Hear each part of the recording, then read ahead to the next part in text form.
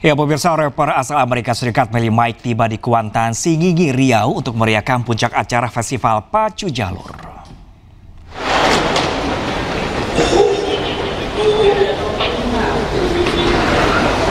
Ya, pemirsa, Melly Mike, penyanyi lagu yang Black and Rich, tiba di Bandara Sultan Syarif Qasim II Pekanbaru pada Sabtu sore kemarin. Kedatangan Melly Mike langsung disambut Kadis Pariwisata Riau, Roni Rahmat, beserta penggemar yang ingin berfoto bersama. Rapper asal Amerika Serikat ini akan tampil dalam puncak festival Pacu Jalur di tepian Marosa pada Minggu malam nanti. Lagu yang Black and Rich merupakan lagu latar yang mengiringi tarian bocah Pacu Jalur Ryan Arkandika yang viral hingga menjadi tren di dunia.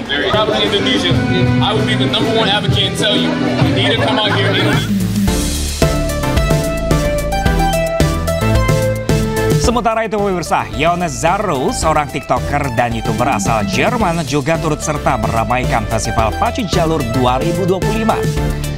Zaro mencoba menari di atas perahu dan berfoto bersama bocah Pacu Jalur Ryan Arkandika.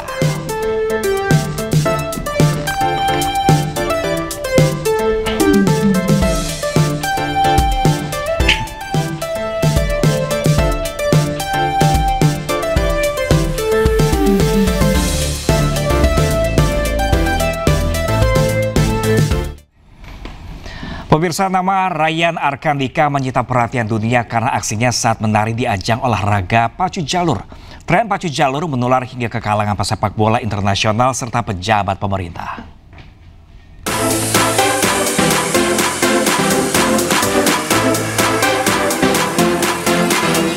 Warganet dihebohkan dengan tren Pacu Jalur yang mendunia. Tarian di atas perahu itu diparodikan oleh sejumlah pesepak bola terkenal saat selebrasi gol. Tak ketinggalan, di tanah air sejumlah menteri juga ikut tren Pacu Jalur.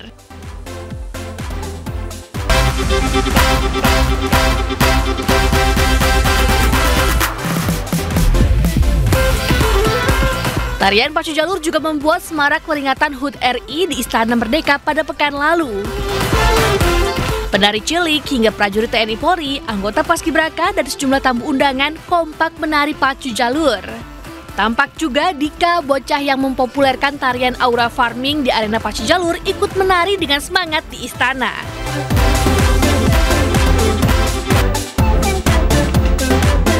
Sosok anak yang menjadi perhatian dunia ini adalah Ryan Arkandika, berusia 11 tahun yang biasa disapa Dika.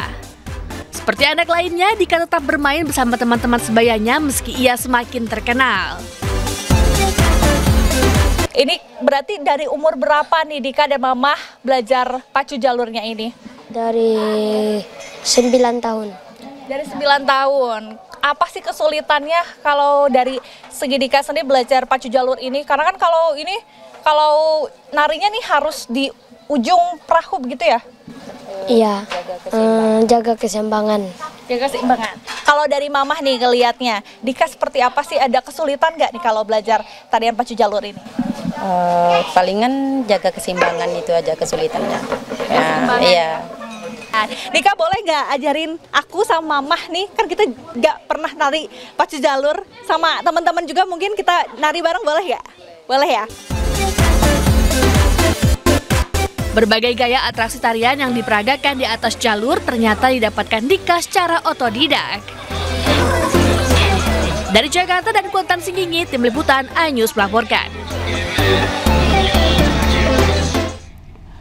Ya, pemirsa, kembali di iNews Siang bersama saya Pram Senjaya, pemirsa, dan kali ini saya akan membacakan komentar netizen di berbagai sosial media dalam segmen Jari Netizen terkait sejumlah topik yang menjadi sorotan masyarakat selama sepekan ini, pemirsa.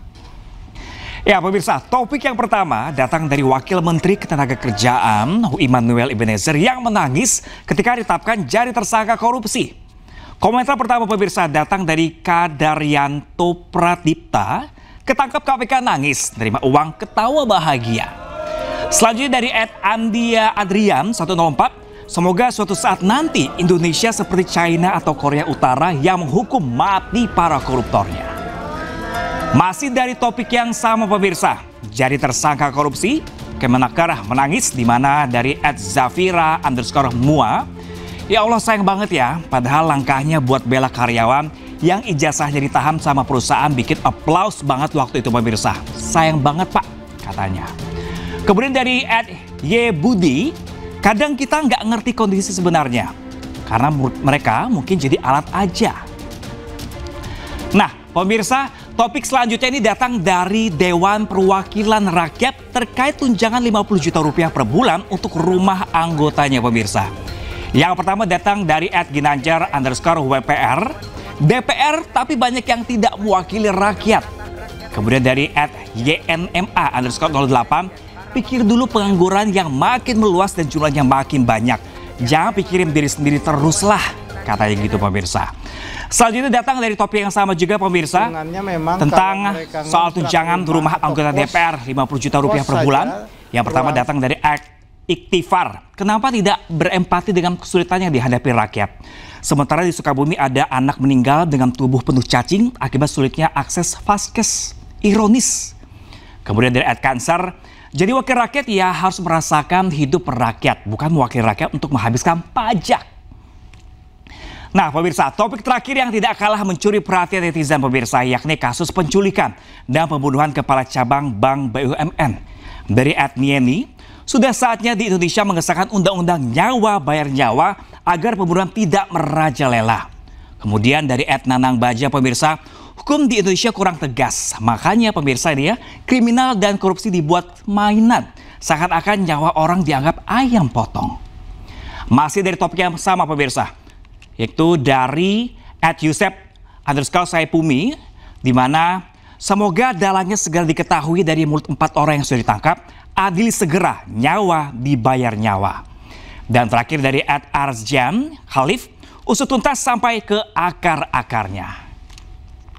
Nah pemirsa, itu dia tadi sejumlah pendapat masyarakat di kolom komentar sosial media pilihan redaksi Anews terkait 3 topik yang tengah jadi sorotan selama sepekan ini. Dan kita ke informasi selanjutnya pemirsa.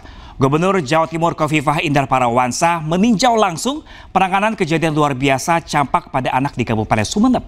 Pemprov Jawa Timur akan menggelar vaksinasi massal mulai besok.